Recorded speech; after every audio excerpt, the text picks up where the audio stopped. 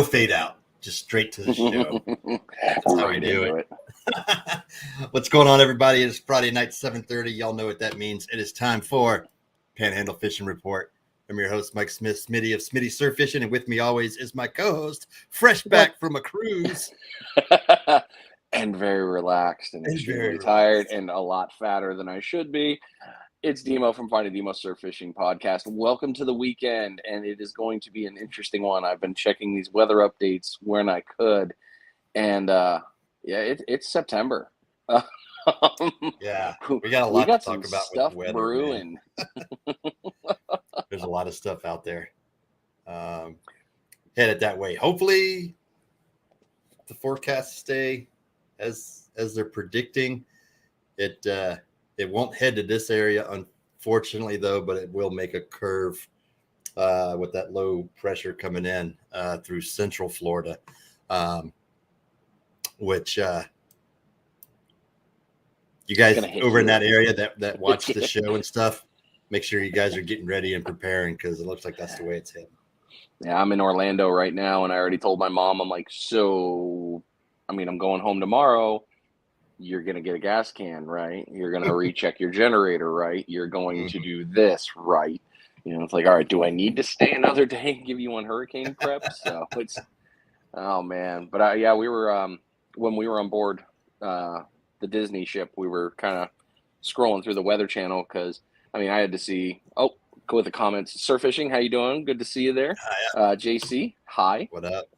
Steven, I do have a little bit. It might be the lighting, but yeah, I got a little bit. Thankfully, I didn't get burned. I had some good times there. Jack, Good evening to you. And Bill, hey, guy. What up, Bill? Jack Moran, what's happening, buddy? Brian, don't be out walking OBT. No, I know better. I know better than going down OBT. But when we were checking the Weather Channel, because, for us heading out, I had the two charters that were planned for me that both got canceled. Yeah. Because of wind and weather. And I was like, well, this sucks. And then, Mark, you're heading out on a cruise. Oh, geez. Mark. You picked the perfect time to get out of here. Are you heading out of Canaveral or are you going down to Fort Lauderdale? So with that turn of that one hurricane it's coming up from the south. You know how it is for us in the Panhandle. We see that northern movement. We're like, all right, where's the curve? Is it the Louisiana curve or is it the Panama City curve? Yeah. So this one definitely took a hard right going, what is that, just south of Tampa looking like right now and aiming directly in. Yeah. There's still a couple outliers, though, that shoot up this way. So, until it actually happens and makes that turn, then I still start planning and kind of thinking about what we need to do a couple days out. But anyway, so Mark, hopefully, the cruise will still be a go. For yours, and that storm was sitting out there, I thought they would just have you guys riding the waves out there. Shockingly, wasn't bad. We went to Cozumel and Playa, whatever, a couple of years ago, right before everything shut down, and it was so rough they wouldn't even take the wind was blowing so hard and so rough they wouldn't even take the boat into Cozumel. That was the day that two Carnival ships collided down there and did some damage. Yeah, and but it was they were like, nope, we're just going to hang out here and then we'll slow putt back to New Orleans. Yeah. No, we didn't go. That was Norwegian. We went out of Canaveral on that one. Oh, okay. Yeah, that's always a fun run out of Canaveral. I like Canaveral. So but the fishing. I didn't have much for connectivity. Of all weird things, I was able to get iMessages on board, which I thought was strange as hell. Couldn't get text messages, and when I did get them, I couldn't respond to them. Got plenty of Facebook messages that I couldn't respond to. It was like they were just teasing me, like, "Come on, you want to buy the internet package, Brian? Yeah. Go ahead." You want to buy the package. No, I was like, nope, I want nothing to do with this. But we were getting weather alerts and updates and all these other things. It's like, holy crap, what's going on? So the limited updates I was getting, it sounds like it's been grassy and hot. Oh yeah, you wouldn't know it's fall. It's Florida fall, so that means 90 degrees and cool nights. Temperatures dropping at night, but it's it's hot. A lot of grass. Grass is shown back up here for surf fishing along the beaches and everything. But there's still some open spots. You just got to go check them out. Well, it's perfect time to bring this up. So this week's show is sponsored by GI Jigs. Don't forget to use that code PFR for 10% off at checkout. We've talked about the GI Jig several times, and we've got a guy on tonight that, kind of introduced us a little bit more to the GI Jig world. So you'll hear more from Mark there. But we got a lot of cool stuff that's going on that. And Mark, if you're making any faces or arms, I can't see in the green room tonight. All I can see is my being on my phone is a lot different than my computer. I'm learning. So yeah, don't forget to head over to GI Jigs. Take a look at that. Use that PFR10 code and get yourself set up. It is something we've talked about too with the changing of the season, and we are going into tournament season. Those shiny jigs are going to be real handy no matter how you fish, whether you're offshore, inshore, or in the surf. Absolutely, and it's great to stock up and have yourself a little stash of those GI jigs. As someone showing us there in the green room. Oh, is it nice? Yeah, that's yeah, definitely. So let me bring up our notes here. Yeah, this week's show is sponsored by please, you guys, we got a great audience that we're building up here, so please share this out so we can reach even more folks. This is great. I didn't get last week's episode shared to many locations. I think maybe I sent it out Sunday morning, maybe I was having coffee, but to hit all the groups and make sure everybody can see us. We pick up viewers that way when they go out and then they tune in and be like, hey, what's this whole Panhandle fishing report thing? So it's all thanks to you guys sharing it out and these captains that come on. And like we've told you guys before, the goal of this is for you to pick up a little bit of information about the surf and also something maybe about fishing that might help you out. That's always been something Mike and I are always passionate about. We may run a little bit long in the mouth, but hey, we're entertaining. That's right. We are. That's why you tune in every Friday night. Exactly. To see what it is we have to talk about. So with you being out this week, I did not get out at all to do any fishing. My boat's still down, and we hit the beach Saturday night. Yeah, Saturday night, we ran a shark trip. Did great. We hooked up with 7 sharks. They were all happy. Lost a couple. So we hooked one. It took off running, did its normal thing from the beach. And, about 150, probably close to 200 yards. The thing goes airborne and just starts doing its thing, right? Like they do. Came back in as it was doing that, and where we were fishing, I won't bring up where, but it's notorious for boats coming in really shallow to that area. And this boat, like, it just cruising, oblivious that we're fishing on the shore. I'm yelling, I'm flailing my hands, trying to get them to move out. Shark comes up again, does its thing on top of the water, and they notice it that time, and they stop right on top of the line. The shark makes another jump, the third jump, and when it does, it's like the boat is sitting here, and the shark comes up on the back side of that, and then gone. Ended up spitting out. Now, not that the boat had anything to do with the shark getting off in reality, but my story is the damn boat is what caused it to get off. Seems legit. Yeah, but it was great. They were all pointing at the people in the boat were pointing at the shark like, "Ooh, look, the shark's jumping out of water. Like it's doing it for a reason. Hey, keep going. Get off my line." Yeah. So we didn't get that one in. So, but yeah, a few other big runs. It is very, it is very hard, and I'm sure our other captains can vouch for this and talk about this as well. When you have someone who is used to freshwater fishing and they come down and want to fish saltwater, and we use circle hooks and we fish a certain way. And I go over this at the very beginning. I show them what the bite looks like, and I'm sure the other captains do too. They go over and talk about, how to set the hook and all this other stuff that you really don't have to set the hook. Just start steady tension and reeling. And it's not. I had this dude almost fall on his butt. The shark takes off running. He's running, and it goes slack because he's coming back in. And I'm like, reel. That's all you got to do is reel to catch back up to him. And he goes back and sets the hook on the thing. And of course, there's no pressure on it. And damn near falls on his butt, Bill dancing the thing. We all got a good laugh out of it, and he ended up not getting it in. But that was I tell folks, and we go over it, and I'm sure the other captains do too. Like and it's a hard habit to break, especially if you're used to like crossing its eyes, as we used to say freshwater fishing. When you reel down that worm or whatever, and that fish starts running bass fishing, and you yank back on that hook because you're trying to cross its eyes with that hook, and that's a hard habit to break if that's the only style of fishing that you do. It's tough. Oh, dude, that's good things right there. I would love to have seen it. Oh, Bill Camacho, sup fellas, working cutting beef tonight. Rodeo time team Old Salt is going to push hard for the last 9 days of it. Good wishes, luck, and hope to see you all at the presentation. Hey, good luck, buddy. Hope you do well. Yeah, get out there. Michael Adam, what's up, buddy? Thanks for joining us tonight. Bill Danson, absolutely, Steven. That's what we call it, man. It's funny to watch, but it's not fun when they lose the fish and you're like, oh man. Blaine Roberts, they all set the hook. Yeah, they do. Like, every time you guys talk about it, all I think about is the Mater thing. What did I tell you? Not to. Not to. Absolutely. Oh man. Yeah. So Erica while we're speaking of that, what? Go ahead. What'd you say? Erica needs to comment. Yeah. Jerk. It does. It's tough.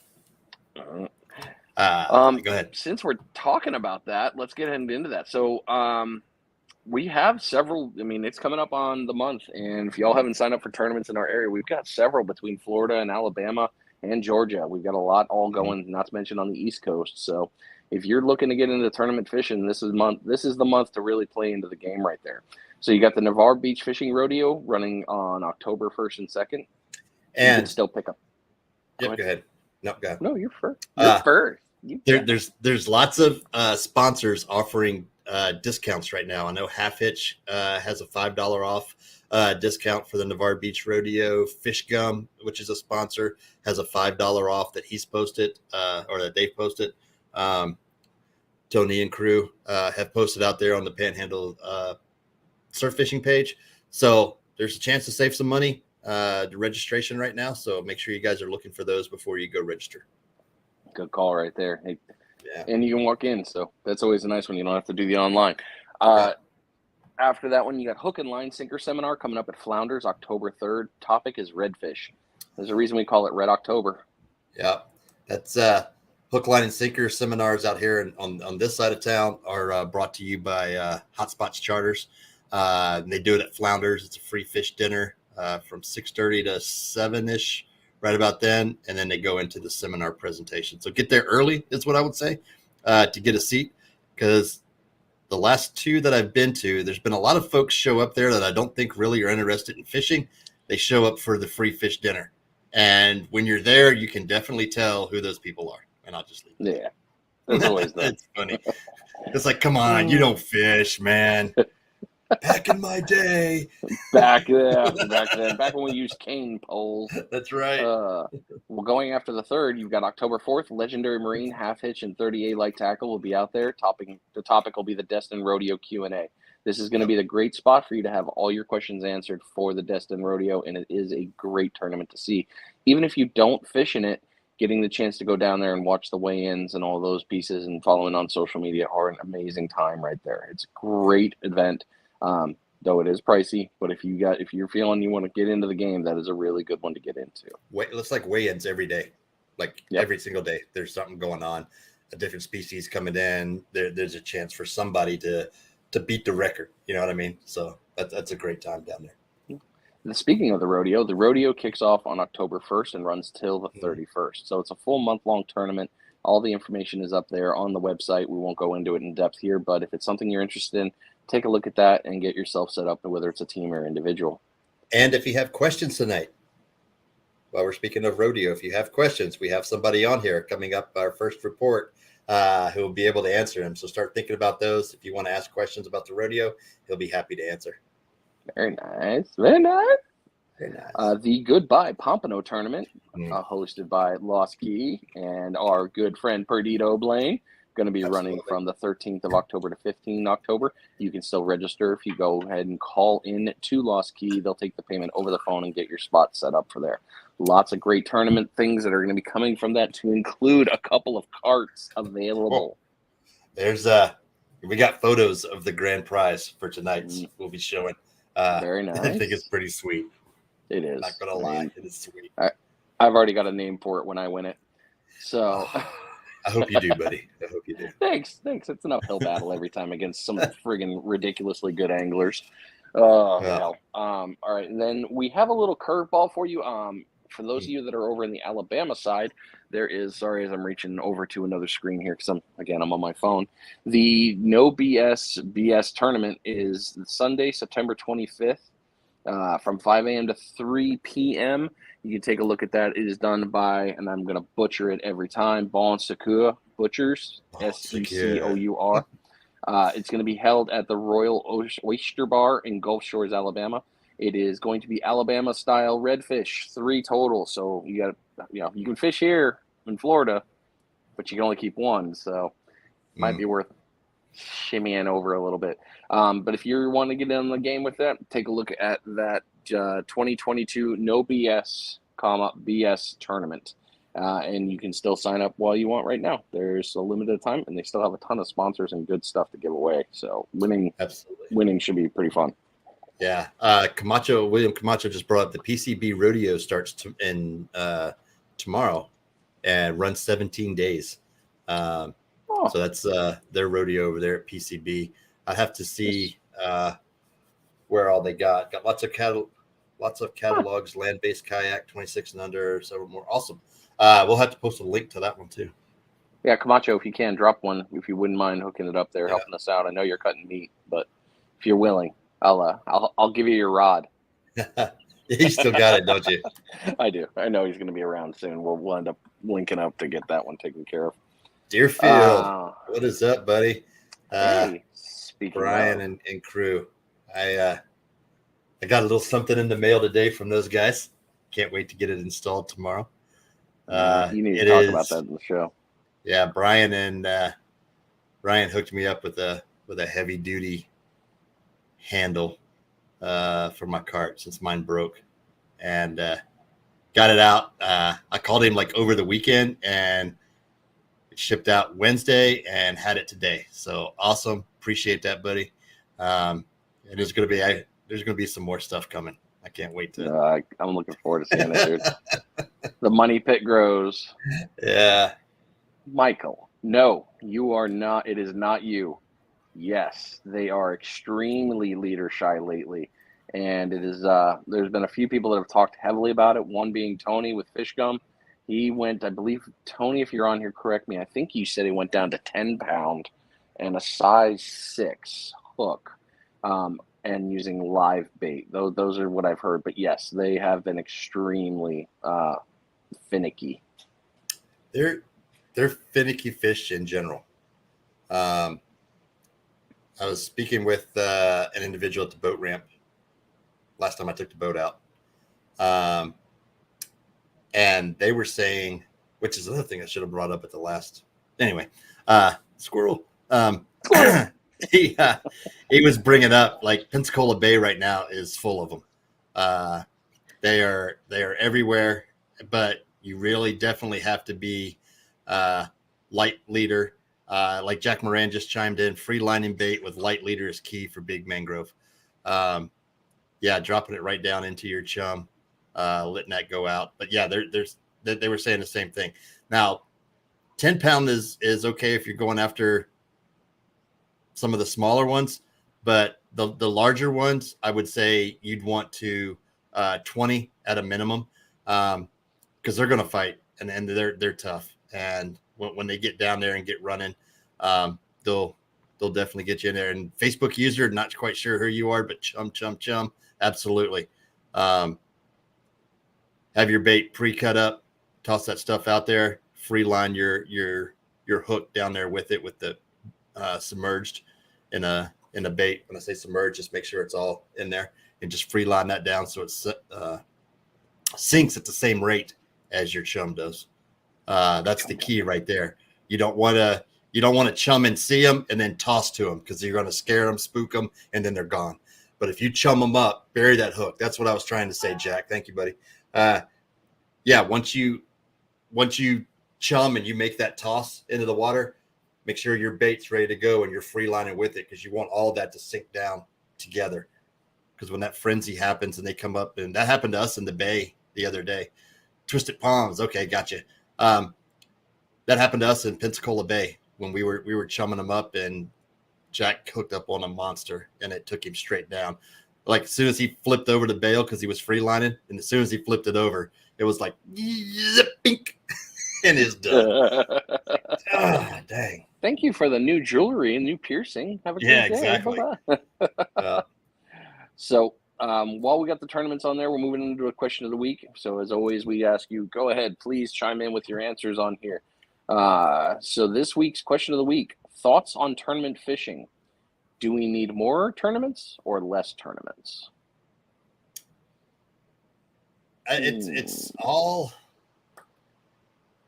so there are, and when I'm talking tournaments, I'm talking the bigger sponsored tournaments. The rodeo. I know there's fishing clubs that have weekly tournaments or monthly tournaments and things like that. But bigger tournaments in the area, do you think we need more, or you think we're right where we need to be, or what are your guys' thoughts? I mean, there's a lot of people watching. So you're talking about like the monthly. We see all you ones. Guys, but yeah, we do all 21 of you right now. Yeah. So you're talking about the month-long monster tournaments. You're not talking about like our fun weekend ones, that we get through, like like that. Or are you talking about, are those included? I'm not talking month long. I'm talking bigger sponsored tournaments. I didn't freeze there. My internet didn't freeze. I just kind of was trying to pick my words. Pause for effect. Yeah, pause for effect and go. So like, Blaine's tournament that he puts on out there with Lost Key, the Hello Pompano, Goodbye Pompano, Spring Pompano, and the Goodbye Pompano fall runs are great. Should we do a bigger redfish tournament? Like a one in November when they're running here. Should we do speckled trout tournaments? There's, I guess what I'm getting at, maybe not bigger rodeo style tournaments, but specific species style tournaments, stuff like that. Anyway, I know this is slightly off topic, but I'm going to say it because I can't hold my tongue and I'm an ass. But when it comes to these, like red being the perfect example, you've got one size is the max line you can go to. And somebody, if we've seen it in other tournaments, somebody gets them scissors. Oh no, it's legal. It's not legal. It's like, come on, man. You're just asking for trouble. So those are the only things that worry me about those tournaments. Are the one person that's like, I'm going to go ahead and adjust this so I can win. It's like, come on. Okay, so what about a redfish style tournament like the Goodbye Pompano tournament, or even like the Bird of Prey sheephead tournament that they run, where it's a length and it's a hand number that you get once you sign up, and then you're going for length. That way you catch a monster bull red, 41 inch, 40 plus inch redfish. So I just did one like that. I know we're running late in the show but so I just did a tournament like that for veteran fishing. And it was all across the board, freshwater, saltwater, you name it. It was just length. And granted, I got my ass handed to me by bass fishermen, but they were also catching 20 bass. But the only problem that I had with the tournament is we all had to have one of two specific bump boards. And I think I had to spend $30 to get another bump board. I was like, well, this is stupid. Why do I want? But then again, it was like, you know what? This prevents my igloo from being this size, but his cooler's got a different size. It keeps us all on that one. So I think length is a great way to do it, especially with all the same way we're doing it with Blaine's tournament. Hey, you got a number. We have to show video. We have to do these pieces. All these things have to come together for you to prove that one. I have no problem with any of that. I think that's brilliant personally, but that's just my bald-headed opinion of happiness. Donnie Whippleberg says, and thanks for joining us, Donnie. Unless it's daily weigh-in, it needs to be a catch pitcher release. CPR, right, Mark? CPR, catch, pitcher, release. Well, since we've been flapping our jibs here for 25, shall we get to the captains? I guess. Oh, weather too. Weather sucks, and it's going to get nice and cold, so I'm happy the blue flannel's getting ready to come out. Yeah, we do have weather, but we'll jump to weather real quick, and then we'll bring those guys on. Richard, Smitty's drink of the day was going to be pickle moonshine. However, the jar... It is. No, I got it open. Oh, so you did? Ooh. It's made by Murder Creek Distillery in Bruton, Alabama, and it is delicious. It's pickled. It's called Dixie Dizzy Pickle Moonshine, and it's even got some pickles in there. But it's pretty tasty. I'm not gonna lie. Is it salty at all, or not really? Yeah, if you like pickles, it's good. But if you don't like pickles, then you're not gonna like it. I happen to like pickles, so I like the pickled seltzer from Brazos down there and stuff. But it's pretty good. Okay, let me stop flapping and talking and get this open. Chrome, weather, share. Here we go. Close that. All right. Tomorrow looking good. Winds out of the east, southeast at 8, which is good. I'm gonna meet up with someone in the afternoon. We're gonna do some shark fishing tomorrow night. 25th. Again, 90 degrees, drops down to 73. Winds are light. Winds are staying light until we get to Tuesday and Wednesday. But northeast, as long as they stay at that northeast and not east-northeast, that makes for a rough time out there. But the northeast should lay it. No matter how hard it's blowing, near shore will be calm. But then the further out you get, the rougher it's going to start getting because you don't have that wind break from the land. The bays are going to be rough unless you're fishing, the upper part of the bay. The beach should be nice and flat, but weather's looking good. We do have all these things that are down here. Latest on Fiona, which is, headed up towards Fiona. Oh, what was? I thought that was my. I was like, oh, how do I stop that? I don't want to watch that. You got me good. Sorry. Anyway, Fiona is heading up there. We got. I'm trying to get a good photo of it. Oh, here we go. Tropical depression number 9, which looks like it won't be named. Tropical depression number 10 is already named, and he's over here somewhere. Yeah, they screwed it up. Now it flipped back. So we were supposed to get Gaston went north, and we were supposed to get H. Yeah, which is this one right here. Hermione. Hermione. Yeah, Hermione was the one supposed to be down there south. Hermione was supposed to turn in and go hit Universal, so that's the only reason I remembered that. Since it's fitting for Harry Potter. But yeah, they switched it back now. Yeah.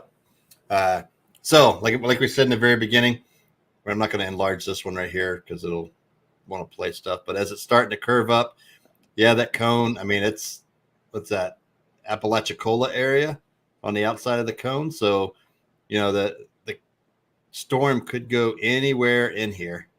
Hopefully it stays low and makes that tight curve and goes on out to sea, but you never know. So doesn't mean we're out of the woods just yet until it starts making that curve, because that low pressure coming down, if it misses that low pressure push, we could be looking at something coming up this way a little more. So just a bit outside. Yeah, exactly. Dude, way to go, Richard. Throwing 8 and bait and got a jack. Nice, man. Nice. He's out in North Carolina. Oh, crap. My earbuds are down to 20. Oh, well. Uh-oh. We'll speed through this. No, not really. All right. Let's take these down, and we'll bring up our offshore captain, Capt Mark Hotze with 38 light tackle. What is up, buddy?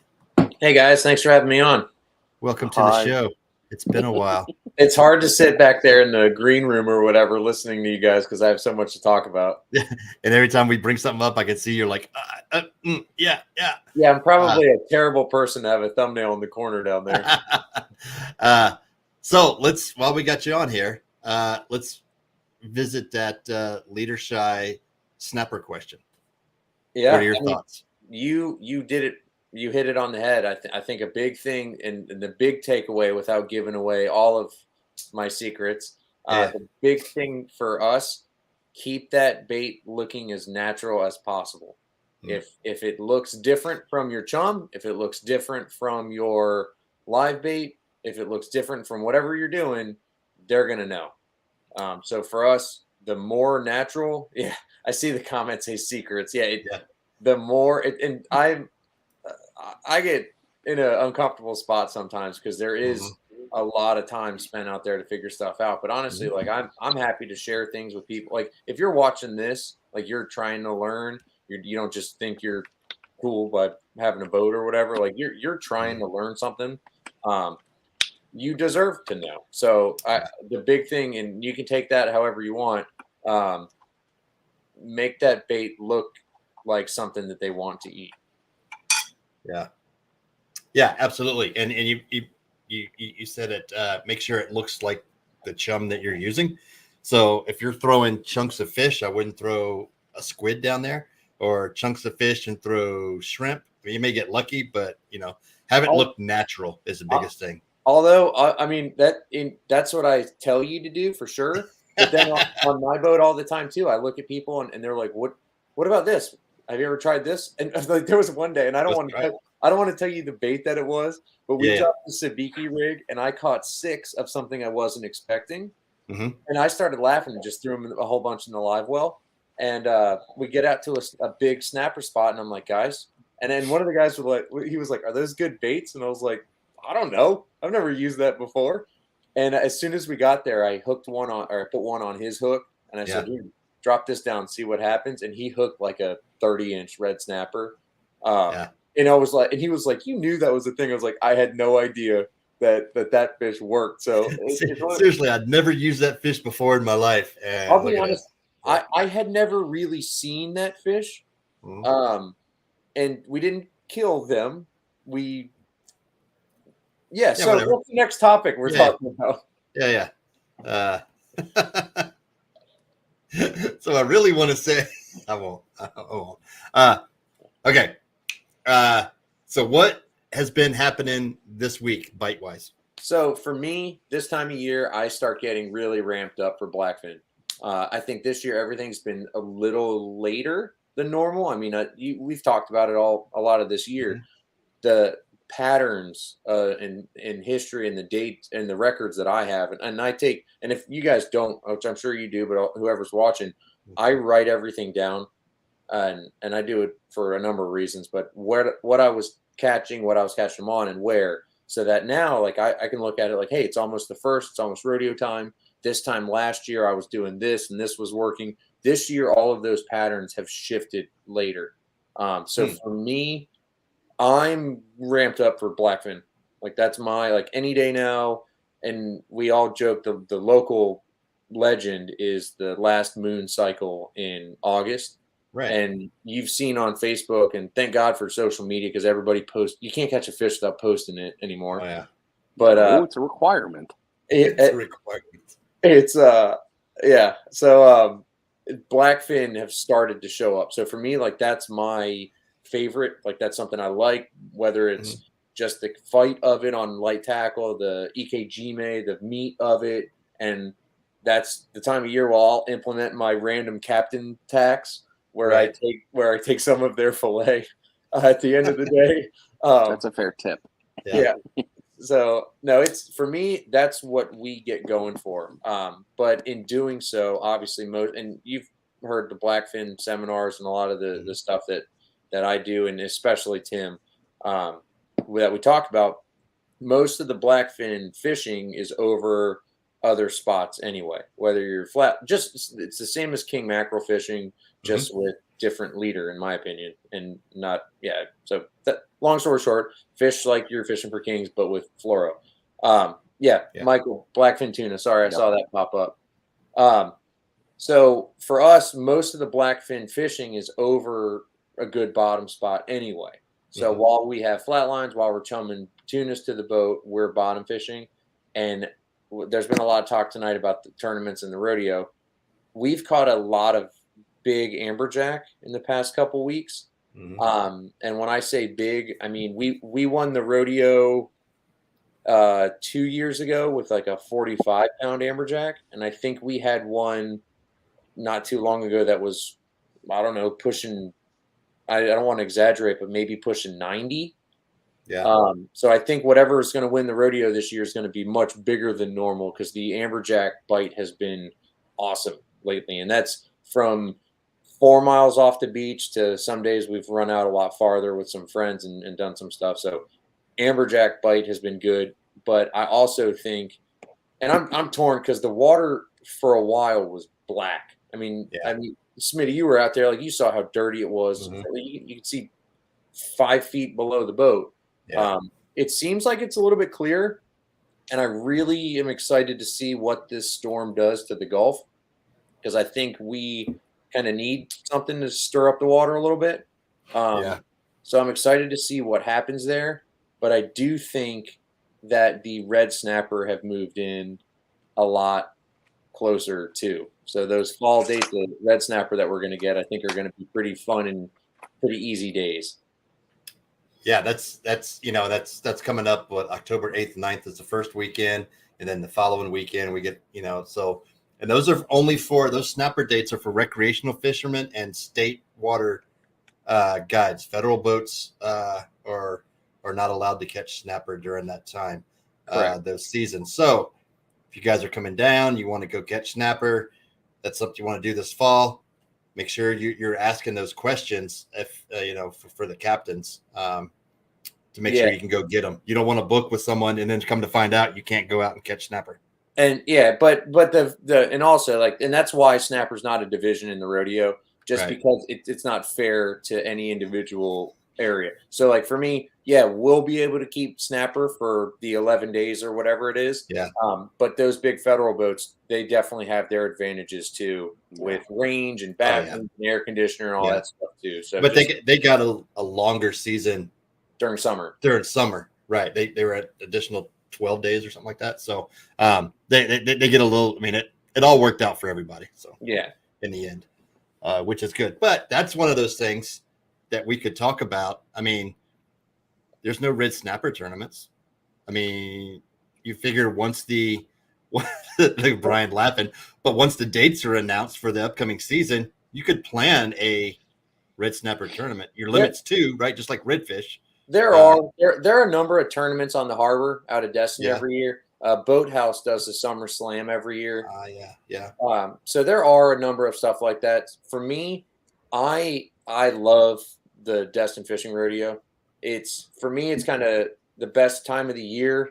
And no disrespect to the people coming in town because that's who I take out fishing every day. That's where I make my money. But when people go home, and you get the fall breaks and all that. But when everybody leaves and the beaches are quiet and it's a little bit cooler in the morning and fish are starting to fatten up for winter, FWC opens some more seasons often for us to get out and just kind of have, I mean, you've been out on the water enough during snapper season. You saw all the boats out there, but in the rodeo, there'll still be boats out there, but most of the people know what they're doing. And you don't have like a rental pontoon boat I saw a rental pontoon boat the other day with a turntable on it, like an actual turntable. Like a DJ turntable in there? With like house speakers. But the October, it's just for me, that's my favorite tournament. The fish it's fun. And it's really good for kids. I mean, it's really cool to show up to the dock at AJ's with 3 levels of people and hoist the fish up and the big leaderboard and the sun going down. It's just really cool. An ice cold shipwreck rum, right? And that's it's funny too because if we're out on the water for a while and we pull up to the dock, I'm like, all right, let's sign some paperwork. We'll weigh in some fish, and no matter what, somebody's like, all right, I'm gonna run inside and hit the bathroom and grab some cocktails. What do you guys need? So it's like a perfect stop on the way home for a lot of guys. Awesome. So you brought up blackfin tuna and saying it's just like king mackerel fishing except using fluorocarbon leaders, and I was out there at the seminar that you guys did and put on, and that was kind of the theme that was echoed. But there's really, like, when you guys are targeting them, you target, I guess, 3 different levels within the water column. It seemed. Yeah, you can. And so for me, my best tuna fishing's been on the surface, and you guys know my whole deal and throwing jigs and throwing top water and getting that like violent crazy bite. But whether you're dropping metal and vertical jigging, whether you're fishing a little bit deeper in the water, depending on especially with the water temperature and things like that, or getting them on the surface bite obviously is the most fun. But it's funny. We were talking earlier about I wrote a big article for Florida Sport Fishing Magazine about Blackfin tuna, and it was 1,500 words, and there's history in it, and it was fun stories and all this. And at the end of it, I was like, well, I could have just said, fish like you were for kings, but instead of wire, use like 40-pound fluorocarbon or 60-pound fluoro and a single 7/0 hook. Nice. But I mean, I like to do that for people that aren't really used to doing it. But another thing we do a lot too is if you know where they're going to be, or if you see them on the surface, especially the pier guys or anything like that, get out in front of them, cut your engine off, let them get close, and throw top water at them. It's just, I mean, if you've caught a bonita on a light rod, imagine a bonita's what, 10 pounds, 8 pounds, somewhere like that. Imagine a 30-pound bonita on the end of that line. So just screaming. It's a lot of fun. I think I can't remember if it was you or Tim that brought up the fact that when they hit a top water like that, it sounds like you're flushing a toilet. It's like a kadoosh, and it's just the water just sucks away, and it just and that's what I called my article. I was like, and I didn't know, they were like, what do you want to title it? And I was like, there's no other way to word it than oh shit. Yeah. Because I just every day on my boat I look for what I call the oh shit moment, and it's easy to find. And it's so funny because everyone hooks a fish and then all of a sudden they're like, oh shit. And I'm like, that's what I was looking for. So that's really fun for me. Nice. What about grouper right now? Grouper's kind of been a little slower for me. Yeah, until you get offshore. But then you're fishing pretty deep water with we lose a lot. But once the water starts getting a little bit better, I've noticed the water temperature dropped offshore in the past couple of weeks. So that's great news. And then I think right before this storm coming in, everything's going to change. I think storms like this oftentimes I think I know exactly what's happening. And I'm like, we get on the boat and I'm all excited. I'm like, yeah, here's what we're going to go do. And then we get a storm will come through. And then the next day I'm like, I literally have no idea what I'm doing or what's going to happen. But I guess that's the whole point of doing this anyway, you know? Right. It's going to affect the surf as well. Restructure everything. You go out one day, you got to go back out and relearn where all the cuts, the rips. It's just a whole new learning curve. The big thing is as long as you're ready for it. So like a lot of guys will make fun of me about the amount of tackle I have on the boat and the amount of rods that I bring and how I rig up my rods. But as long as you're ready for it, it doesn't really matter. So, I mean, there are days where we go out and we're like, well, we'll just catch a couple cigar minnows right off the drop off on the pass. And you get out there and there's no bait and you're like, screw it. We've got jigs. We'll go figure something out. Like, it's just, that's the most fun part of fishing is to just go out in the morning. And I tell everybody on my boat, I'm like, I know what to do, but I have no clue what's going to happen as soon as we get out here. Yeah. That's the whole fun of fishing though. Another thing, luckily, and Bill, I don't know if you're watching because I was reading some of his comments in the Facebook thing earlier. Man, your redfish are over here on our side of town. So I don't know what's going on with this storm coming through, but they're definitely on our side of Mid-Bay Bridge. So I was talking to one of the captains over here who had 22 bulls in an hour. They're on our side. So come on over here if you need to. So offshore bite. Send them back. Bill Never. says. No way. That's what I said earlier. I said as long as this storm's coming through, as long as those fish stay over here, I don't care what happens. So gear up for bluefin tuna or blackfin tuna. Sorry, coming through.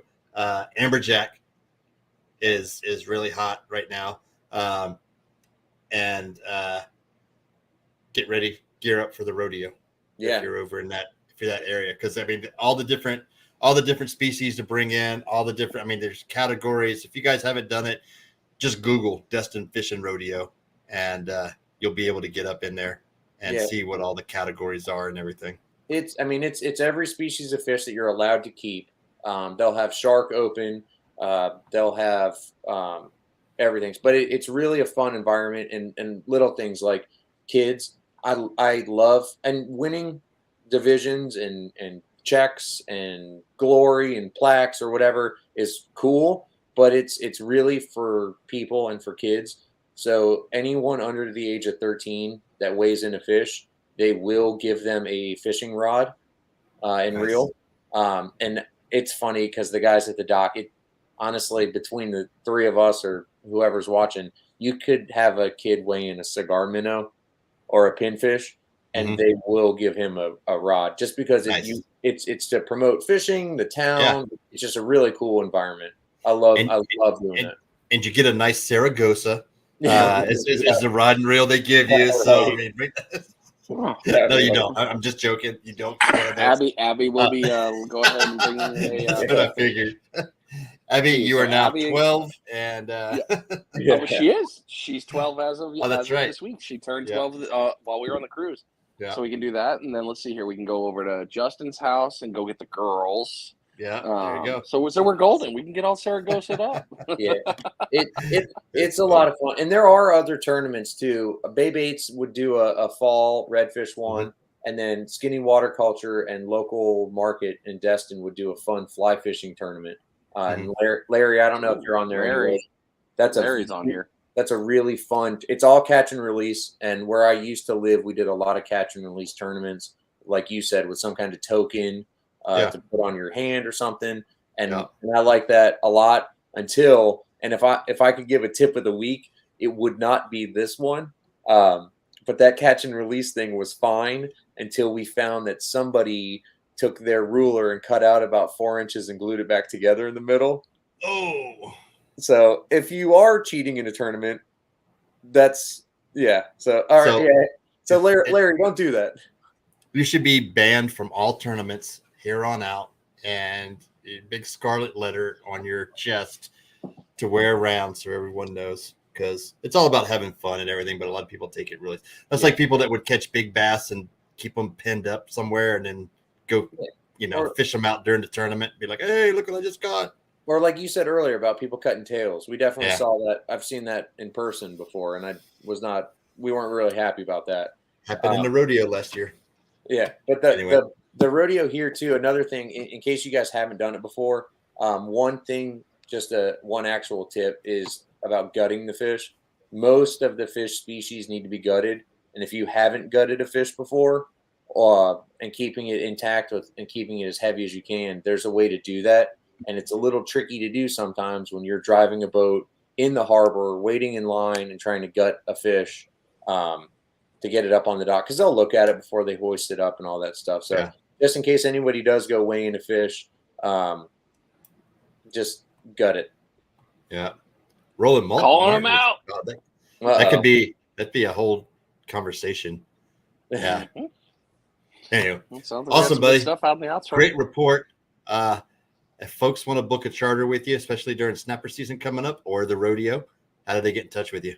We're pretty slammed for the rodeo, but 38lighttackle.com, Facebook, Instagram, all that stuff. And then we have the rodeo seminar that we're going to do the first Tuesday in October at Legendary, where, we'll go over way more stuff than we need to. But if anybody has any questions too, just reach out to us. But I appreciate you guys letting me talk your ear off again. Heck yeah. Anytime. Love having you on, man.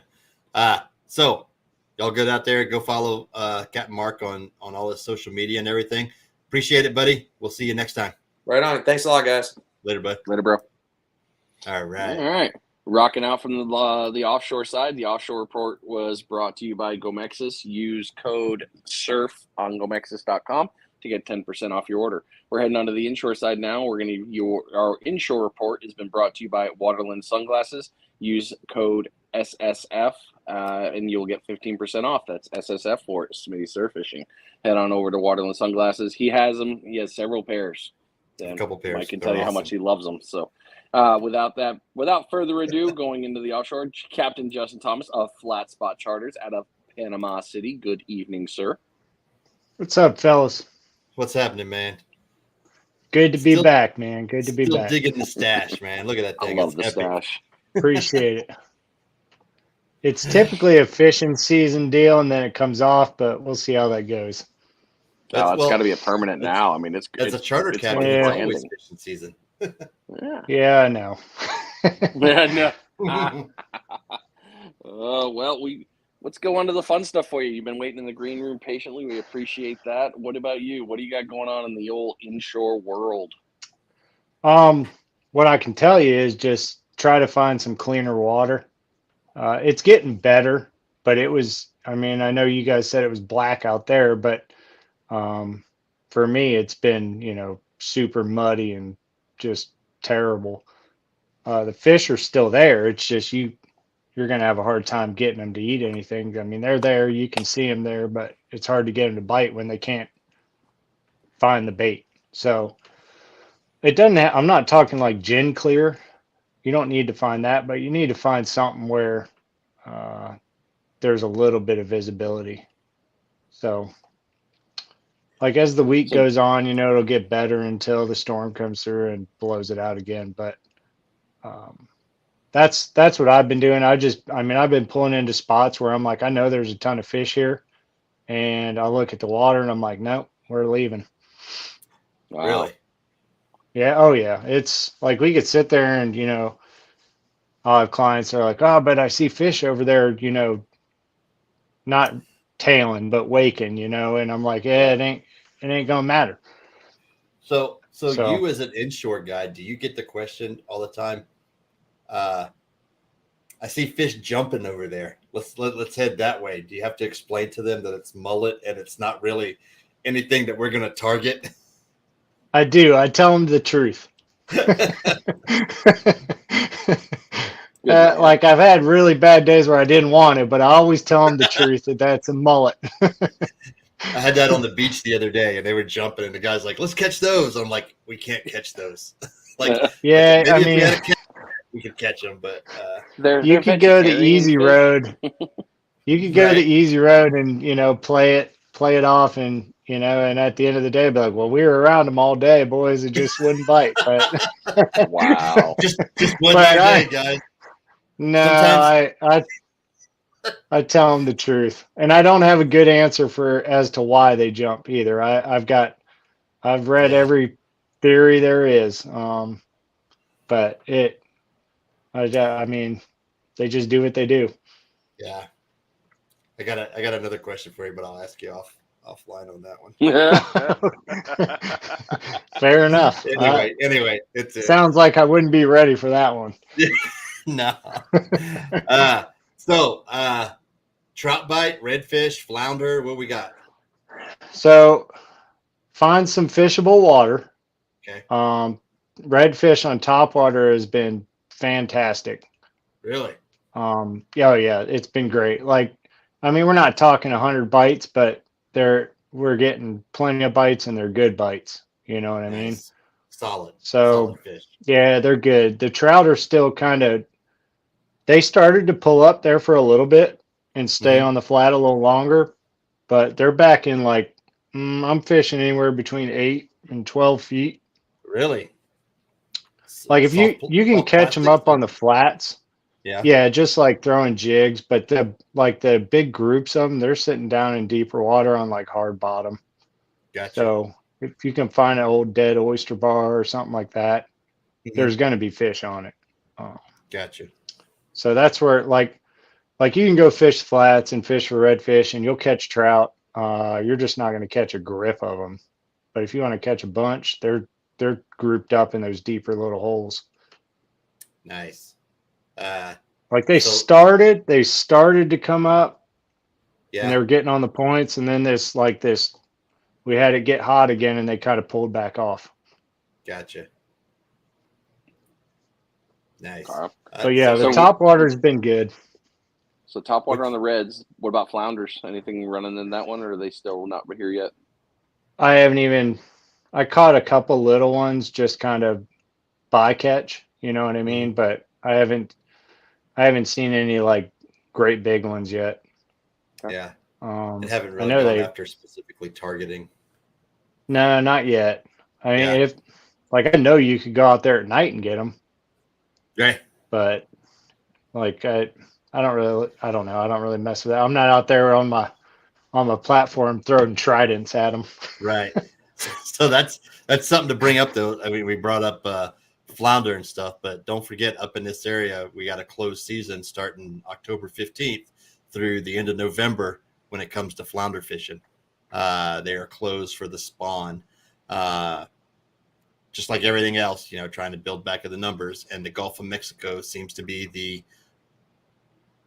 spawning ground for everything. I was trying to think of like 76 party or something kind of analogy to use, but that's everybody comes in this way. It's like Club 54 for fish. There you go. That's good. Everything comes up in this area.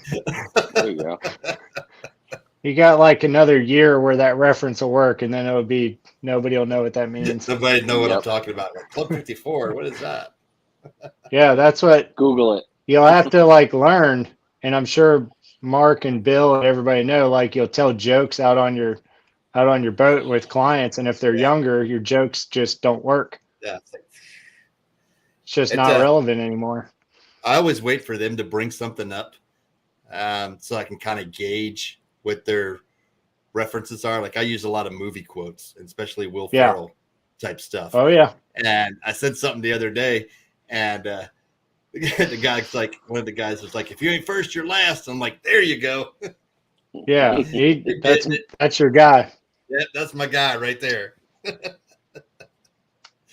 Good stuff. So topwater bite. What are you throwing for topwater? So it all depends. I'll show you guys a bait, but I was catching them really good on not the skitter walk, but that skitter V. I don't know if you guys, it's a Rapala bait. Okay. It's just a little bit different. It's kind of a one knocker deal. Okay. And it's good, but I started messing around with wake baits last year. Okay. I don't know if you guys ever thrown wake baits or not, but I wanted to find kind of some baits that, you know, like I get clients and, you know, 1 out of every 20 can actually walk Cast. a plug, you know what I mean? Right. They cast, but like walking a plug, it's not hard, but it's hard to learn in an hour, you know? Right. So like so I started messing around with wake baits, and wake baits are basically just throw it out and crank on them. And they just sit on top, and it's like walking the dog. Yeah. And this is the one I've been playing with a lot. This is a brand new one.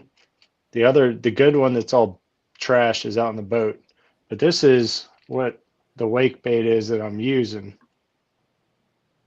So if you can see the bill, it doesn't really dive. Can you see that bill Nice. on it? Yeah. So I got if you. you could see, what's Trying to really make it cool big. about this bait is it's got 2 line ties on it. Do the presenter one. So- Maybe that's the. So icon what we- happens is if you use the bottom line tie, it's a wake bait. Mm. And if you use the top one, There it it is. dives to a foot. Nice. So you can kind of like, I don't really use speed clips, but if you like speed clips, Right. that's pretty easy. So Yeah. I know Bill likes that -1 crankbait, or Yeah. I know he likes one of them super shallow Yeah. crankbaits. I That can't remember which -1 one it is. deadly. But this does very similar to that -1, except it's got a little joint on it. So it just, Mhm. this thing just, I know it looks kind of cheesy, but it just swims. And you don't have to It's walk easy, it. It works. You don't have to do nothing. Just throw it out there and Yeah. just slow reel it in. I will say, get rid of these hooks. These hooks are trash, but Yeah. this is made by, I'll drop the links down Okay. in the comments. But I'm going to tell you right now, these hooks, these are garbage. It's not a normal treble, is it? No. It looks like the back hook's more like a trocar. They got a bigger. I don't know what it wider is, but gap. I'm going to tell you right now, like, this bait is great. take Yeah. these hooks off and throw them in the trash immediately. But it's cool. I mean, it's really good for people that aren't really that good at walking a spook or whatever. Yeah. This tail just pops out. You can put a new one in. Nice. And I fished it for half a day without a tail, and it still got bit. Good stuff. So pretty cool bait. If you don't like, if you have a hard time walking the dog and all that, they'll eat it. You know, it looks just like a little finger mullet or whatever, you know, and Nice. the adjustability from going surface to a foot down sometimes makes all the difference. Yeah. So when you know, it's tough for folks who have never worked a skidder walk or something like that, where you walk the dog type thing. What would be one piece of advice you'd give them when working their rod tip high, low? Like, how do you? So I have them try every single angle because everybody does it different, and they'll find the one that works. Like some people can only do it rod tip up. Some people can only do it pointing down. Some people can only do it pulling it to the right. Really? So just like, it's just one of them things. Just have them just mess with it, and then once they get it, it's like riding a bike. Gotcha. I prefer, like, when I'm throwing lures like that, I like to use a bait caster. Yeah. Primarily, and I like to keep rod tip up, and I'm just kind of working it back that way. That's about the only time I'll use bait casters for saltwater fishing is when I'm working a plug like that. I'll walk the dog type. Yeah. Well, it helps a lot too. You don't get any wind knots. Yeah, that's another thing. Like, but you ain't getting no wind knot on that. You got to be able to cast the use the bait casters, and most people are used to spinning gear, and that's what they like to use. So it's challenging out there, you know, because even people that bass fish with a bait caster, they come, you know, they'll fish and be like everything's pretty big out there in the bay, you know. 20 yards on the bass pond isn't 20 yards out on the bay, you know. Everything is further, so it's a lot easier to throw your bait caster and mess around in the farm pond than it is to go out there with 20-mile-an-hour wind. And so I like bait casters. I that's what I use, but I don't bring them very much. Right. It's tough to hand it off to a client and say, okay, throw this and throw it into the wind 30 yards that way. Yeah, exactly. Yeah. It's tough, and you can do it with like heavy stuff, but using light lures, it turns into a mess real quick for everybody, you know, not just clients, but like if I'm out there throwing a 1/8 ounce jig on a bait caster, it's just a matter of time before I get a mess on my hands. Yeah, absolutely. Awesome. So topwater redfish bite seems to be going good. Yeah, it's been going real good. They're starting to kind of work their way up. I know everybody's asking about the bulls. That, like, my opinion, that bridge bite on our end is kind of teetering off. If you want to go catch them, go out to the pass because they're kind of headed that way. Yeah. And you're like, honestly, you're about a week or two away from catching the crap out of them out there with topwater. Just sit out the pass and just throw them plugs. You'll smash on them. Yeah, and I think that's what Bill was alluding to. You know, here in about 3 weeks, they'll be here thick. They're coming in through the Pensacola Pass, through the Destin Pass. Mm-hmm. You'll catch some nice ones. Red and white chug bug, a good idea. Chug bugs are great. Yeah. Yeah, chug bug's great bait. Like, that's another one that, like, you don't have to do too much work. If they're there and they want to eat, they're going to eat it. Nice. But I throw chug bugs. I've caught plenty of fish on that thing. Red and white is, you know, classic as it gets. Yeah, trolling lures, red and white. I mean, it's just red and white's a classic color. It's just everything. That's the thing, right? Everything's cyclical. You know, we get all these fancy new baits, and then I guess the ones that worked 20 years ago just they don't catch fish anymore, right? No, that's not true at all. It's not true at all. All that stuff comes back around, and Absolutely. whatever they bit 20 years ago, they'll bite again tomorrow. You Yeah. just got to catch them in that right mood for it. Yeah. Awesome, man. Well, appreciate the report. Appreciate you sticking around and hanging out this long with us. No problem, guys. I appreciate you having me on. Absolutely. Anytime. If folks want to book a charter with you, oh, we didn't ask you. What do you think about tournaments? I Do we like need more? tournaments. They're fun. Yeah. So here's when you need more tournaments, I think, is when, like, if you're like, I don't know what the rodeos like look like as far as how many people are in them, or like how choked out is a tournament? Like, is it, do we need more tournaments because there's too many people in one? Or is it like I don't think the calendar is a problem. I think there's tournaments going on just about whenever you want them to be, you know? Yeah. But if it gets to the point where it's just like too choked out, then yeah, make one next week, you know, make another one. But Gotcha. like, that's my opinion. Like, I fished tournaments where there, you know, there's 20 boats, and I fished tournaments where there's 250 boats. Yeah. And like, yeah, it gets, but as far as like more or less, like I like more. I like, it all depends, you know. It'd be like, if I'm fishing the day after a tournament, I'm gonna be pissed that tournament happened. Right. I'm like, these fish are all burned because of that tournament, you know. Yeah, whether it's bass But fishing or red fishing, if you're out there and the tournament's going on and you got charter the next day, you're like, ah. Yeah, I'll be like out there. I'll be like, well, I was going to catch him, but Bill burned all my fish yesterday. But then, you know, when you don't have something going on and you just, man, I really feel like fishing a tournament, it's tough. I think we have a pretty good amount in this area. Yeah. And then, you know, it starts to get to the point where like they got to be kind of run correctly, you know, like you guys are talking about rules and bump boards and all this and that. And my thing about like all those rules, every single one of those rules wasn't made by none of those were made by a tournament director. They were made by cheaters. Yep. You know, that's who made the rules, a previous cheater. Yeah.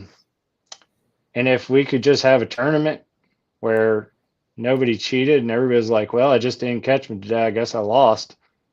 Right. It would be super easy. Not asking much, just to fish and have fun. And if you sucked that day, that's all good. Just who cares? Yeah. Chalk it up. But yeah, I mean, I've fished tournaments where you got to sign a lie detector waiver, you know? Yeah. It'd be like, hey, if you place in the top 10, you're taking polygraph. Yeah. It's like, man, I mean, I don't cheat, so it don't matter. But it's just like, man, what has happened to get to that point? Yeah. What have we done to get here? It's exactly. Crazy. Tournaments are just fun. I mean, that's all they is fun with your friends, you know, in a structured format. And hey, there's an extra bonus at the end with maybe a little coolness at the end of the rainbow, you know. And if you win, you win. If you don't, no, well, it's all good. It doesn't it's mean supposed to be fishing. It's just, it is what it is. You weren't in the right spot at the right time with the right bait. Live and learn. It's all good. So what happens, man? You start throwing money into things and people get weird. Yeah, that's what Brian and I, when we were out at the spring tournament, our favorite part of the tournament was the weigh-in, where you're there hanging out with everybody, seeing who caught what, bringing stuff in. I mean, that to us, that was the fun part. The fishing part was a little. That was work, man. Like too much work, anxiety coming on because you're like, I got to catch a fish. I want to catch a fish, and then it just didn't happen. Like I didn't bring a fish to weigh in, and caught some fish, but just didn't bring any in, and it was. So that's the anxious part of tournament fishing. But then you get to the weigh-in and you're high-fiving everybody and talking to people you haven't seen in a while. It's just, to me, that's the fun part. Dude, it's so much fun. It's all fun, you know? And like, you can't beat it. Like, even if you stank it up, you know, it's okay. It's fun. Nobody cares. Right. Like nobody nobody cares about it more than you do. Like, Exactly. And nobody's going to remember that you didn't catch fish next year. They're going to remember yeah, the person that cheated. nobody cares. Nobody cares. Yeah, they'll definitely remember the guy who cut 4 inches out of his bump board, or Oh you yeah. know, cut the tail You want off to be a famous? redfish. Well, I'll or- make yeah. you famous. Make you famous. Yeah, I tell you, that's what you guys are talking about, them bump boards. They sure do. Mhm. What'd they make you buy, Brian? One of those catch boards. I think it was one of Catch's. It's one of the plastics. Yeah. So it was the plastic. Yeah, that plastic one is awesome. It was Yeah. nice, and I'll admit it. I sent him a message, and I was like, "All right, I'm glad you made me buy it because now I take it out with me, and I like it better than putting it on the cooler." I got a new igloo, Yeah. which is whatever, but I like the bump board. It doesn't bother me at all. So I'm glad I got it. It's nice. Yeah, I can fight in tournaments. It's fine with me. Yeah, I have one. I had another bump board, and it's like broken 3 different ways. Like I just have it on I don't use it for anything other than just like clients and stuff. But those catch boards are indestructible, man. They're awesome. Yeah. But if you want, when I get back home and get my computer, because tonight I'll admit I'm drooping turns. So after this is done, I'm going to turn my phone off, go and snuggle the wife, and be like, "I love you, good night." And but I'll send you the link Good for the stuff. one that I got. Yeah, that's cool, Awesome. man. Awesome, man. Well, people want to book a trip with you. How do they get in contact with you? Flat Spot Fishing on Instagram or Flat Spot Charters on Facebook. That's the easiest way that'll get in contact with me direct, and we'll go catch them up. There you go. Awesome. Well, man, appreciate you sticking around. Appreciate the report. Thanks for staying on so long, and we'll get you on here next time. No problem, fellas. Looking forward to it. See you, Later, bud. buddy. Oh, cut him off. Sorry, buddy. Yeah. Like that. Ow. Well, I noticed your earbuds died on you, Yeah, they and did. we are running almost an hour and 15. So I don't have much for a scroll tonight. And you probably don't have anything. I do want to bring up real quick the cart that Deerfield made for the number 1 or for the grand prize. Yep. Real quick. Please do. She party. Yeah, it is. And it'll look good in your garage, I think. It would. I'm gonna Cap Larry to make sure that I can get it, but let's see here. Saved. All right, so I'll do a couple real quick. This was Navarre. That's the June grass everywhere. That's Marine Park. Even further down the beach, there's pockets of clean water. Just got to get out there and find them. Frisky Fins moved back down to the Gulf Coast. Got him a nice Jack Crevalle on top water. I need that for shark bait, so I wish he was closer. I'd have gone over and got it. Ryan Smith and the boys went out 3 to 4 foot chop, 15 knot wind, doing some deep drop. If you haven't joined Gulf Coast Slow Jigging, great wealth of knowledge, and he has got some nice fish there. I mean, and slow pitch jigging. So that's Jack's into that really big time. We're starting to get into it. I mean, it is a great way to fish. It's awesome. yeah. Pier report: Okaloosa Island Pier, Spanish bonita, hardtail, yellowtail, ladyfish, bluefish, squids, and south winds. Yellowtail or like jacks, small jacks. Yeah. I'm just surprised that they're out there on the pier. Yep, small jacks and hardtails. So that's a nice change. Get out there. Okay, where's it at? For those of you who saw me doing hand movements and things in the background, it was my mic that was muted, not his mic. That's what I did last. Where did it go? Oh, I know where it's at. Sorry. Here we go. Boom. Blaine sent it to me. Look at that bad boy. Powder coated black. And I think that's just about every option that Deerfield makes. Mm-hmm. Is that showing up? Yeah. Yeah. So got the handle there with the storage compartment. You got the chair racks. I believe this is the flagpole. Yeah, it looks like it. Yeah, flagpole. You got 2 sets of spikes. You got the lift kit. You got those look like 16-inch wheelies. Yep. On there. I mean, Pompano. Boom on the side plate. got the diamond plate floor, front and lower. I mean, top and lower. I mean, look, that's a beast of a cart, man. Whoever wins that is, I mean, even powder coat at the inside. Like, look at that is just monster fish. Hey, yeah, I recognize that guy. Sean is sailfish so good, there though, from that angle too. Yeah, but this is just, that's gonna be an awesome cart. So appreciate Deerfield sponsoring that, and being a sponsor for the tournament, which is awesome. A lot of other great sponsors for the Goodbye Pompano tournament coming up October 13th to the 15th. If you haven't registered, contact Lost Key for that and get you guys. Oh, we got like 8 comments since I moved away. What we got? Jack, Lord of mercy. Amazing rig right there. Carl Phelps, I need that. Mine. Justin Thomas.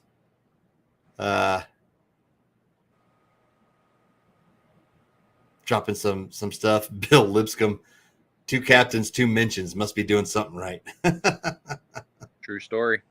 True.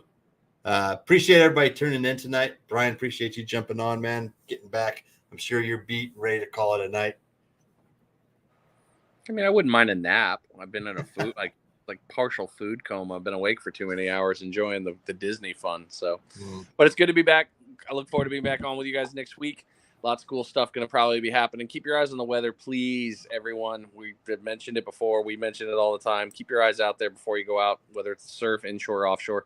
Always have a plan. Make sure you're contacting your buddies. Let them know where you're going to be and have all that set together. Don't forget every Friday, tune back in. We're always here with a good report and everything that's going on. Couldn't have said it better. Appreciate all the captains, contributors. Appreciate everybody sticking around and tuning in. Please like, share, subscribe, all that good stuff that we say. Until next week, guys, get out there, catch some fish. We'll see you. See ya.